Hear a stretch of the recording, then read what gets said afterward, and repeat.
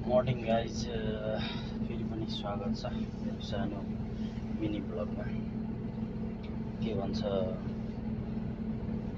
Friday पनि काम होइन, काम त गर्नै पर्यो होइन।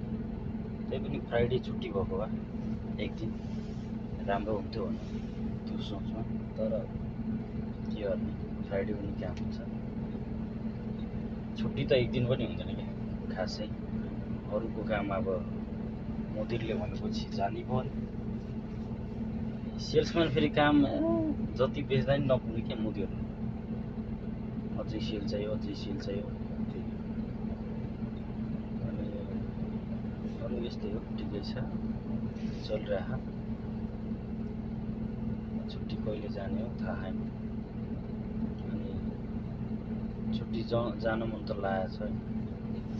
भन्छ नि आफ्नो घर त घरै हो क्या, घर भनेपछि घरै हो। त्यही भएर फ्यामिली भनेपछि फ्यामिलीसँग मतलब बसेपछि त्यस्तो वास्ता खासै हुँदैन क्या होइन। यस्तै हो यो चाहिँ, जब टाढा भइसकेपछि नि, टाढा फ्यामिलीसँग, अनि महसुस हुन्छ क्या फ्यामिली भनेको के हो होइन, मम्मी बाबा भनेको के हो, घरको खाना त्यो सबै याद आउँछ कि लास्टै याद आउँछ। त्यही हो। अनि के भन्छ, मम्मीको मतलब हुन्छ नि बोली, मतलब कराउने त्यो गर्ने त्यो सबै बानी हुन्छ क्या। अनि त्यो सबै रियलाइज हुन्छ क्या अब सँगै बस्दाखेरि त जहिले नै यस्तै यस्तो वास्तव हुँदैन, तर टाढा भइसकेपछि अनि थाहा हुन्छ मम्मी ड्याडी कस्तो के हो भनेर होइन, फ्यामिली भनेको के हो बल्ल थाहा हुन्छ कि।